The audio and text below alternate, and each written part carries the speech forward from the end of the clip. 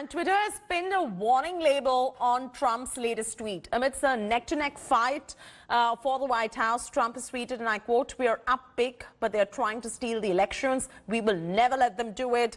Votes cannot be cast after the polls are closed," unquote. That's a tweet that has been put out by U.S. President Donald Trump, who is in race to win the presidential elections with the Democratic presidential nominee Joe Biden. Twitter has also put up a warning to this tweet, saying that some or all the content shared in this tweet might be misleading about this election. Twitter has further added that this action is in line with their civic integrity policy. This is not the first time that Twitter has flagged off Donald Trump's tweet, particularly on mail-in voting, while the U.S. president has also earlier signed an executive order that aims to curtail legal protection that shield Twitter.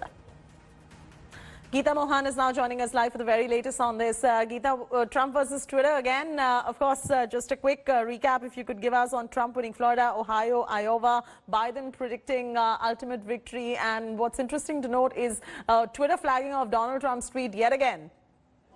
Well, it is going to be a nail-biting finish. To begin with, Pennsylvania is going to take a while. So let's keep the 20 Pennsylvania out of the equation right now. If we keep Pennsylvania out, and the fact that Arizona could go Democrats' way, and even if Trump manages to secure all these some of these important battleground states, the fight has come down to for Biden to get Arizona, Georgia, Pennsylvania, Michigan, and Wisconsin. If he doesn't get these, because Florida is no longer with him, then it is going to be a very, very tough fight for Biden. So yes, it is going to be a nail-biting finish if we see as to which way the states are headed.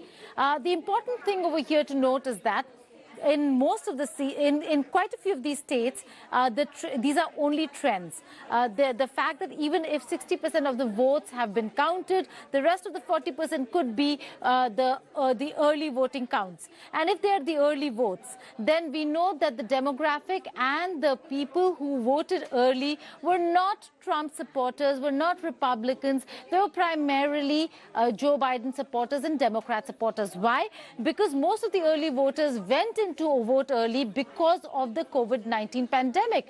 And Republicans, staunch Trump followers, were not taking coronavirus very seriously. So that's why there is a distinction and a difference between early voters and who voted early and who voted on the polling day.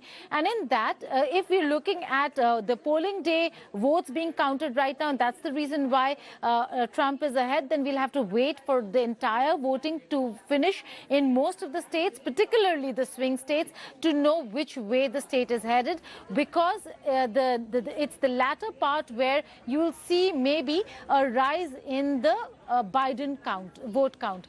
So let's not get ahead of ourselves and start calling states out, as some networks we see are doing, and just being very careful about the swing states. But it is not, despite and in spite of the coronavirus mishandling by Trump, the fact that it is so close goes to show that there is a lot of confidence among American voters for Trump. And despite all the pollsters and poll pundits saying that it is going to be an easy sweep for Joe Biden, it doesn't seem like so. Oh, not at all. It's not going to be an easy sweep for Joe Biden, and it's a tightly contested race, and that's what we're reporting. And, at the moment, there's dead heat that is continuing in U.S. The big news, of course, is that the swing state of Texas has been won by Donald Trump. Trump was holding Florida and Ohio as well, but Biden's still expressing confidence. The voting and the counting is still underway.